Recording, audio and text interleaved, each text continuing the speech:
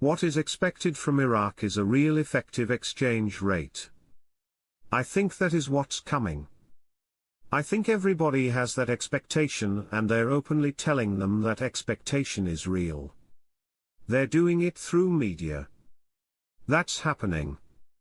TV outlets have been describing the ongoings in Iraq and also the neighboring countries and the trading partners.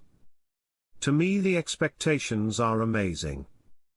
For the first time since 2003, non-oil revenues achieve significant growth in 2024. This gives Iraq stability and helps allow them to raise the value of their currency. The news from Iraq is all still very good. There is so much progress. The big event, of course, will be the ending of the current currency auction process, and use of the new system all ready to implement.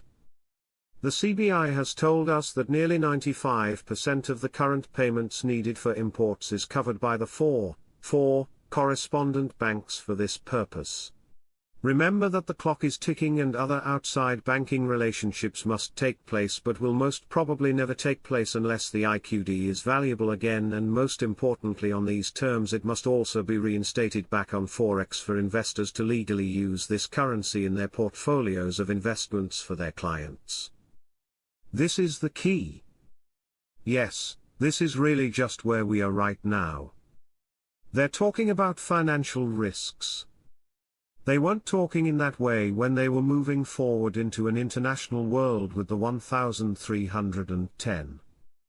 They're talking about preparedness for a change. They're focusing in on their banking sector.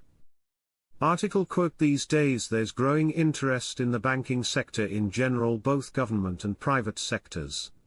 The banking sector is looking to be in good shape for this new stage. That's what they're presenting. Economist: non-oil revenues to achieve significant growth in 2024. The upcoming session will witness a vote on all controversial laws. One of the most controversial laws is the HCL and the profit sharing agreement. It is a key piece for a revaluation. Here's why Vietnam's currency keeps floating downward compared to the US dollar. According to Reuters, the Vietnamese dong has experienced depreciation against the US dollar due to a combination of global and domestic factors. 1. The strengthening of the US dollar. 2. Interest rate differentials. Vietnam's central bank has maintained lower interest rates to stimulate economic growth. 3. Trade and investment flows. Fluctuations in Vietnam's trade balance and foreign direct investment can influence currency values. 4. Inflationary pressures. Higher domestic inflation rates can trade the purchasing power of the VND, leading to depreciation. 5. Speculative activities. Market speculation and currency hoarding can amplify exchange rate volatility. These 5 factors are the same factors representing the exchange rate between the USD and IQD. You are not going to get a contract rate offered on your dinar.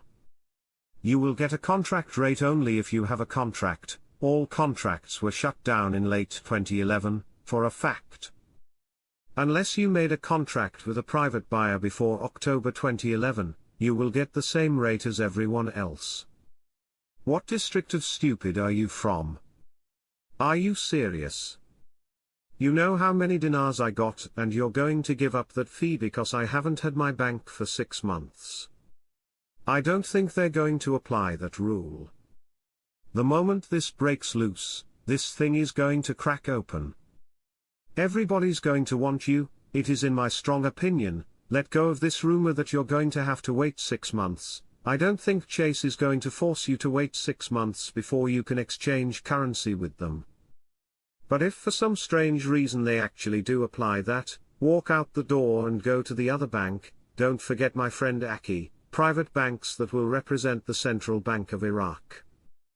Alak is talking about having an anticipation of a celebration. They told you almost a year ago that Iraq would be the savior of the financial system and bring confidence to the world. We're seeing them at the end of that transformation. The major embezzlement case that took place in Diyala, known as the theft of the century, is still being kept secret without the results of the investigations being announced, as billions of dinars of compensation funds allocated to victims of terrorism were seized. Reports indicated that the stolen amount reached 9 billion dinars, amid accusations against employees in the governorate's office. An informed source stated that the money was gradually withdrawn over several months, using forged checks. The source added that the ongoing investigations revealed the involvement of no less than 5 employees, including accounting officers, 2 of whom were arrested and large sums of money were seized, while the search for the rest is still ongoing, explaining that the investigations included cooperation from the Integrity Commission and the security authorities to track down those involved and prevent them from traveling. While the representative of Diyala Governorate, Ahmed El-Moussawi, recently revealed that the value of the theft of the century in the governorate had risen to 40 billion dinars.